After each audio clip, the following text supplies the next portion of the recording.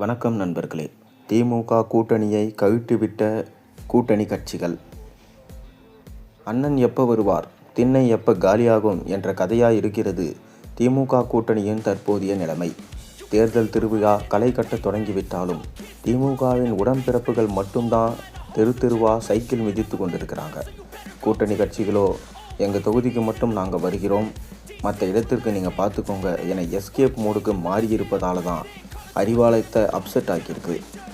நாடாளுமன்ற தேர்தலில் சீட் வாங்க அடித்து தெரிஞ்ச காங்கிரஸுக்கு களத்தில் வேலை செய்ய தெரியாதா என ரத்தங்கள் புலம்ப ஆரம்பிச்சிட்டாங்க.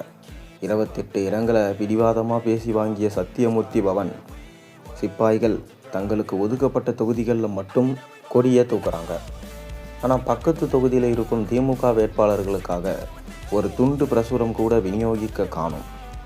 ராகுல் காந்தி வரும்போது மட்டும் வந்து செல்ஃபி எடுப்பாங்க, மற்ற நேரம் வீட்டுக்குள் ஏசி போட்டு தூங்குவாங்க என திமுக நிர்வாகிகள் ஓப்பனாகவே கமெண்ட் அடிக்கிறாங்க. விடுதலை சிறுத்தைகள், கம்யூனிஸ்டுகள் என மற்ற தோழமை கட்சிகளுக்கும் தங்கள் எல்லை கோட்டை தாண்டி வர தயங்குறாங்க.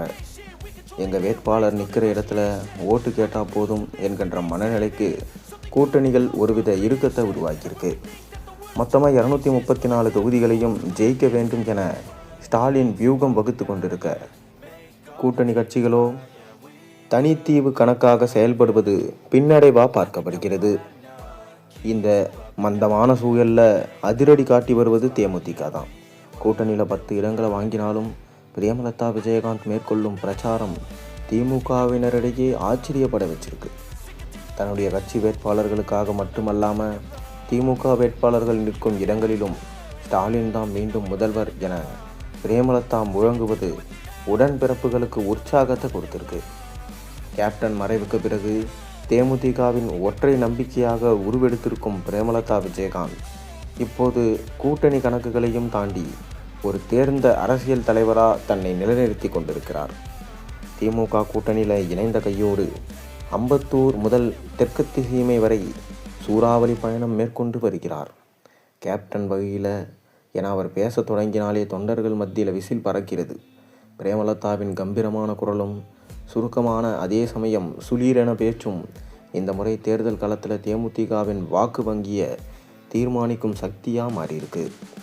செல்லும் இடமெல்லாம் தேமுதிக தொண்டர்கள் திமுகவின் உதயசூரியன் சின்னத்தையும் சேர்த்து ஏந்தி நிற்பது இதுதான் உண்மையான கூட்டணி தர்மம் என பேச வச்சிருக்கு. ஆனால் மற்ற கட்சிகள் நாங்கள் ஜெயிச்சா போதும் என ஒதுங்கி கொள்கிற நிலைக்கு தான் போயிருக்காங்க. என்ன தான் நடக்க போகுது என்பதை நம்ம பொறுத்திருந்து பார்ப்போம்.